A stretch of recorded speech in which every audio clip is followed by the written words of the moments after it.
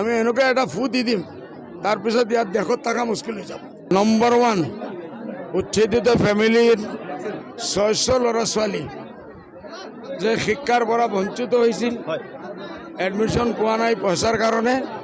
মই এইটো পাৰ্চনেল দায়িত্ব লৈছোঁ যে ইনশাআল্লাহ যে আজুবাজুত স্কুল আছে চবে এডমিশ্যন লওক।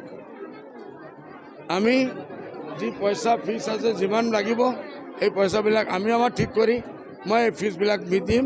কোনো এটা বাচ্চাৰো শিক্ষাৰ পৰা বঞ্চিত হ'ব নালাগে, এইটো মোৰ নম্বৰ 1 টাৰ্গেট। নম্বৰ 2 টাৰ্গেট, আমি এই উচ্ছেদিত মানুহৰ কাৰণে কালি মই শুনিছোঁ এজন ফাল্টু মানুহে বদমাছ কৈ আছে উচ্ছেদ আৰম্ভ হ'ব। উচ্ছেদ ইমান দেৰি আৰম্ভ হৈ আছে, আপোনাৰ কংগ্ৰেছীসকলে কি কৰিছে? 21 জন আহিছে, কি কৰিম? 19 জন আহিছে, আমিও কৰিম ইনশাআল্লাহ। আগে সিসকলে কৰাই দেখাওক। শয়তানি কৰিব পাৰে, বেছি শয়তানি কৰিলে আমাৰ ওপৰত ফু আছে।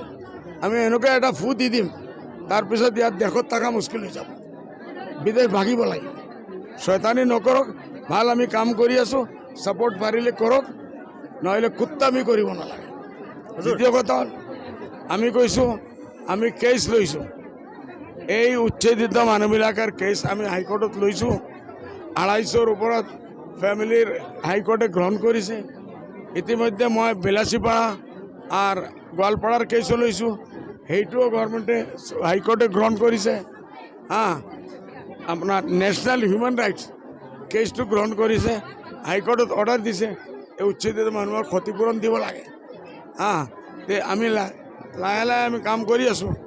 যিসকলে কোনোদিন কোনো ভাল কাম কৰিব পৰা নাই, খালি টেলিভিশ্যনত বহি বক্তৃতা দিব পাৰে, মই সিসকলক ৱাৰ্ণিং দি আছোঁ, বক্তৃতা দিয়া বন্ধ কৰক।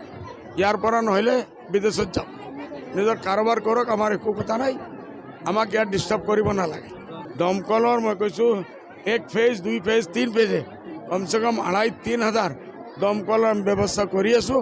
ফাৰ্ষ্ট ফেজৰ আমি 50-60টা দি আৰম্ভ কৰোঁ, আৰু কৰি কৰি আমি লাহে লাহে ঘৰ আমি ইনশাআল্লাহ ঘৰৰ ব্যৱস্থা কৰি আছোঁ, মাটিৰ ব্যৱস্থা কৰি আছোঁ। আমাৰ ভাল কাম কৰাত যদি পাৰে কেউ দোয়া কৰক, নহ'লে শয়তানি নকৰক। বিধানসভাত আপোনাৰ প্ৰথম দাবী কি হ'ব? বিধানসভাত প্ৰথম যিটো অধিৱেশন হ'ব, আপোনাৰ দাবী কি হ'ব? ভাই মোৰ হিচাপেতো আজিকালি দাবী 1 নম্বৰ হ'ব লাগে, এই উচ্ছেদ বন্ধ কৰক, গোটেই অসমৰ পৰা উচ্ছেদ বন্ধ কৰক।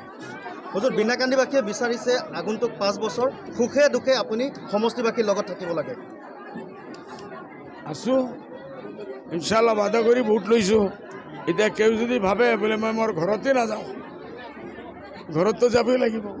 মোৰ ফেমিলি বম্বেত আছে, আপোনালোকে জানে, যাবই লাগিব। বোলে বেছি টাইম যদি মই সমষ্টিত দিব পাৰোঁ, এইটোৱে পূৰা হ'ল, আৰু কি লাগে।